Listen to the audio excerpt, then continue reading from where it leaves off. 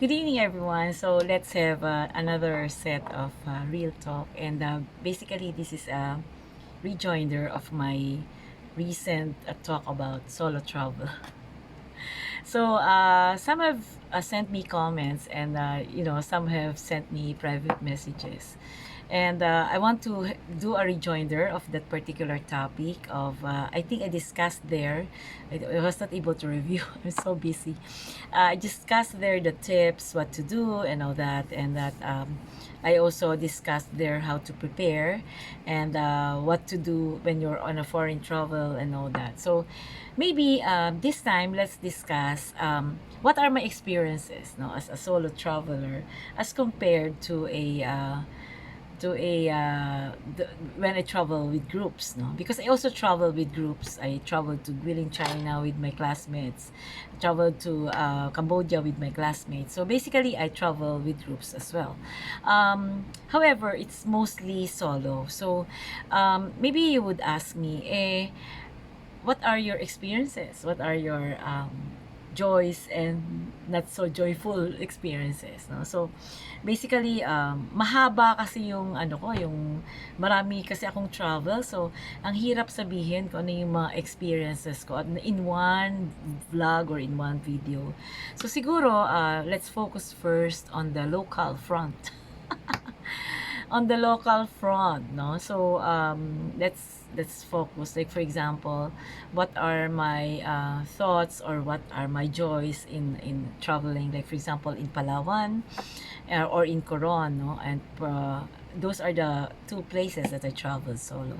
So in El Nido particularly, I traveled there around 5 times or maybe 6 times because I like the place and all that. So basically it's a breather for me because traveling to Palawan is something that is close to my heart because my uncle my used to be at the head of the ENR there. So in short, I have that particular interest in Palawan, and if it's wildlife, of its scenery, of its location, of its unique rock formations and all that. So and the beaches and all that. So in fact, my ultimate dream is really to travel to Balabac group of islands, but that I'm setting aside a travel because it will take around 1 week probably to complete all the places there to visit. Anyway, so back to my experiences in El Nido and Coron. So for El Nido, because I have traveled there quite so many times, basically the 6 hour travel shocked me because ang layo. Na parang iniisip mo na lang, sana nagbuka na lang ng airship because there's a direct flight from Manila to El Nido. But then it's very expensive. So,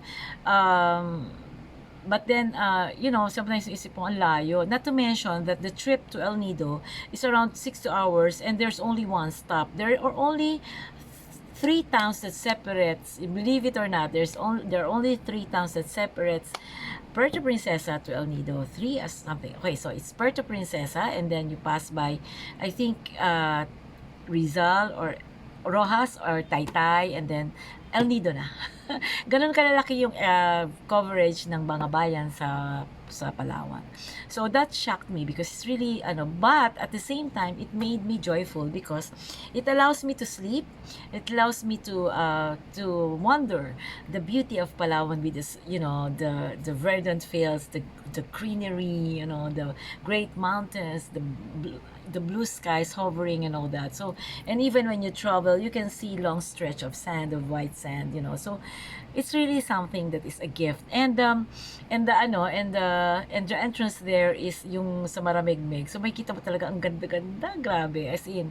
But then, when you arrive at El Nido naman, you will be shocked as well because the town is really very, very small. I came from a very small town as well, but I think El Nido is even way smaller, or maybe equal to Pola. So it's very small, and the people are kind. However, the people are kind, and however the setup is, you alight at the terminal, but you have to travel by tricycle to your destination. It's good that my first accommodation is in Talula, and as such, it's a very nice accommodation, beachfront in Kalihama, in fronting Bakwit Bay, and as such, hindi ako na-shock kasi ang ganda talaga ng accommodation ko, and I was alone. I was in Cabin C, which is just beside the shore, no? So kumbaga, this the nearest cabin beside the shore. Talagang hiningi ko yon, yung alam mo, pinag-ipunan ko talaga yun. So yun, and then but you will be surprised with the honesty of the people, you know, the kindness of the people, and you know, the integration or the merger, or shall I say the combination of people in El Nido. Sari-sari na kung saan na sila galing. Bihira na yung mga taal na taga El Nido doon. But I like the cheap fish. I mean, ang kilo lang yata doon ng is 150 ang average. I think Lapu-Lapu is more than is only about 200 and all that. Sobrang mura lang isda doon. The problem is wala akong mapaglutuan kasi nakatira naman ako sa hotel or sa isang accommodation. So yun, and I was surprised as well na sobrang ganda ng El Nido, as in ang ganda talaga. Alam mo yun, yung parang nakita mo talaga na meron parang ganung parte ng Pilipinas na with all the karst, you know, the mountains and all that, the stones and all that, tapos ito yung mga lagoon, ay grabe, ang ganda talaga, as in. That's my first, that's why I keep on coming back. Even if someone told me na doon ako nanuno sa isang island, which until now I don't believe in. So yun. For Coron, because I have experience already in El Nido, for Coron, I was newly operated on noon sa taa. So tinuloy ko lang kasi 599 lang yung ticket ko, and Coron's ticket actually is very expensive usually. So I like it there as well because talagang iba yung, syempre iba naman yung Kayangan Lake, pero na-shock ako na aakyat ka pa pala kasi nga hindi ako nagbabasa, hindi ako nagre-research. Aakyat ka pa pala, tas bababa ka, ganyan, tas ang daming tao. Hindi ako nakapagpa-picture ng maayos dun sa pinakang nasa postcard kasi nga, daming tao. So I suggest that when you go there, you arrange a tour that is very, very, very early, or kaya kung kaya mo naman, mag-arrange ka ng personal tour kasi malapit lang naman siya sa bayan. But I like it there, and you know, yun nga lang, mapagod kasi bagong opera lang ako. So medyo hindi ko masyadong na-enjoy ng konti yung paglusong sa dagat nung first day kasi I was newly operated yung aking paa, yung aking leg, no? So in short, I was fearful that it will get infected and so on things. So wala, hindi ako naka-dive kasi nga nakasakay lang ako sa kayak and all that. So medyo hindi ko na yung first day. But on the second day, hindi ko na pinalampas yung sarili ko kasi nung nakita ko yung Buntod Island ba yun? I think the one where the Two Seasons is, grabe, ang ganda nung island, as in, ang ganda talaga, mapapaano ka sa ganda nung isla, because I've been to other islands, and you know, the island in the Coron is really very beautiful. In fact, I want to return because there are other Black Island, Pass Island, and all that I haven't been to. So, and ironically, you know, Coron, if you look on the map, is just near Mindoro, and yet, konting-konti lang taga Mindoro nakakapunta sa Coron. So, I like it, and I like, because nga I can't, may limited yung pag-dive ko at pag-swim. So, hindi ako nakaswim doon sa second island. And the third island, Malcapuya, wala na rin akong ginawa. Nag-swim na lang din ako kasi ang ganda-ganda rin. It's a long stretch of white sand and all that, and it's really very, very beautiful.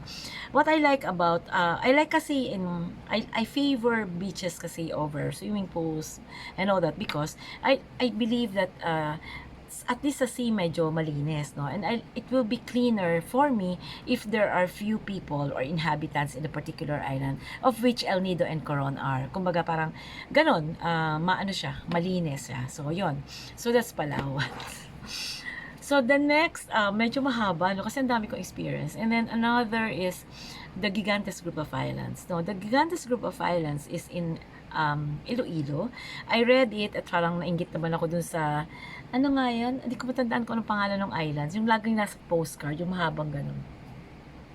So yun, nainggit naman ako doon. So kumbaga, usually Iloilo fares are very very cheap. So kukunti lang yata nag-eroplano doon lagi or maraming eroplano. So in short, I went there and with the assistance of the board member who happens to be my friend. Actually, it's Tintin's friend. She's Tintin's friend, but is my friend as well, a board member, Janeda. So she assisted me. She welcomed me in her home, and then 5 a.m. I traveled 4 hours or 5 hours to Carles, which is the town for the Gigantes group of islands. Actually, Carles is near Rojas, no, city in Capiz. But however, I opted to travel via Iloilo because I want to go to San Joaquin and do some church hopping from San Joaquin down to Molo and Holo Church. So in short, that's my intention. That's why so I just went there for a day, and yet I was surprised with the beauty tag dito, of the Gigantes group of islands. Kaya lang nung nagpunta kami sa isang island, yung Tangke ba yun? It's supposed to be full of water. Wala. Walang water. Kumbaga parang kati and all that. And then, but I was surprised at the Bantige sandbar because the Bantige sandbar is a long stretch of sandbar. At ang hindi ko talaga malilimutan doon ay yung piso na scallop. I mean, piso lang per scallop. Kung isang timba, 100 piso. Imagine mo kung magkano yung scallops. Diyos ko, I can't imagine. People there are not taking advantage of tourists. They're really very kind, and they really just sell their catch, whatever is fair, the fair price. And so what I do, since mag-isa lang naman ako, I invited everyone. Sige, kain tayo, ganyan. So yun, maganda yung don't miss the Gigantes group of islands.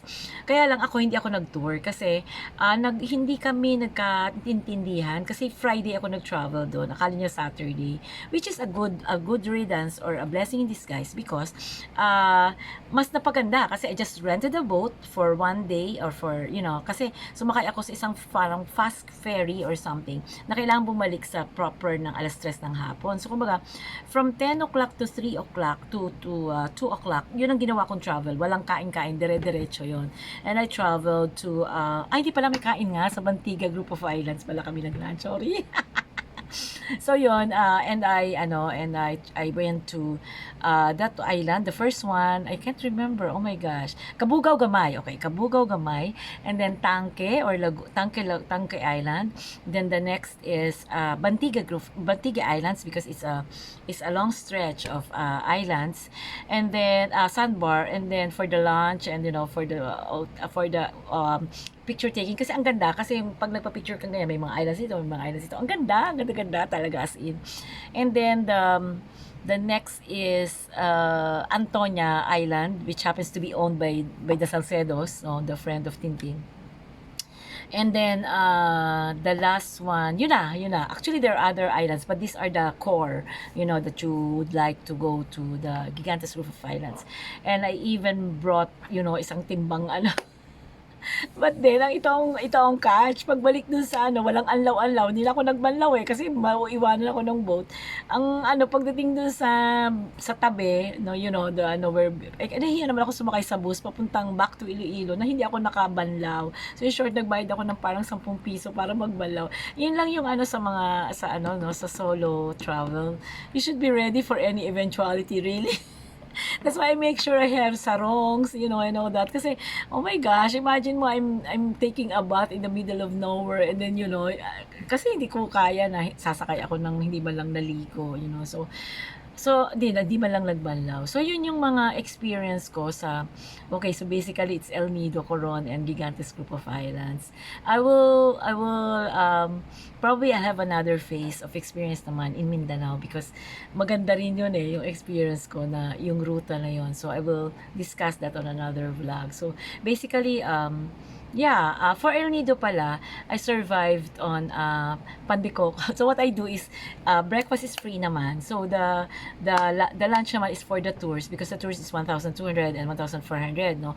So in short, libre naman 'yon. So kumbaga kain ka na doon and all that. So and then yung hapon, yun ang problema mo sa hapon. So minsan pagdating mo gutom na gutom ka na kasi all the boats have to be back by around 4 kasi mino-monitor lahat ng mga turista doon.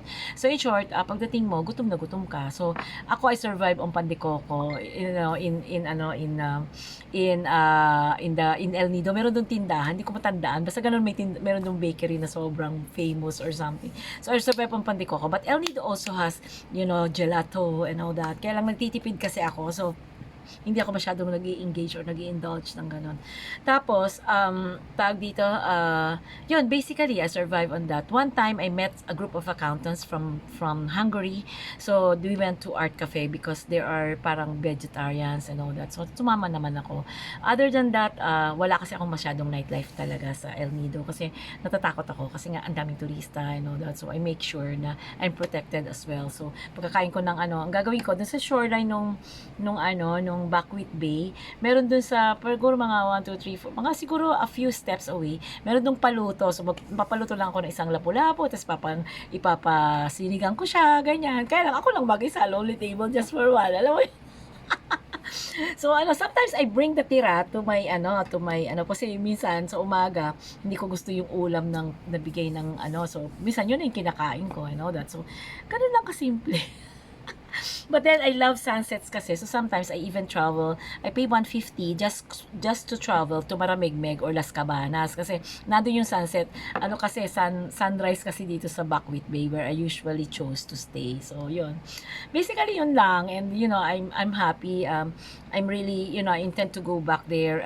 Yun lang, pinapakiramdaman ko lang yung tuhod ko and all that. At saka medyo may budget din. Kailangan din kasi mag-budget doon. Parang siguro I'll cover the budget on each travel that I have. So, yun muna. God bless everyone and good evening. Spontaneous talk lang. God bless. Good evening. Thank you, and love the Philippines. It's really a beautiful country. It's our country and we should just protect it and love it. God bless everyone.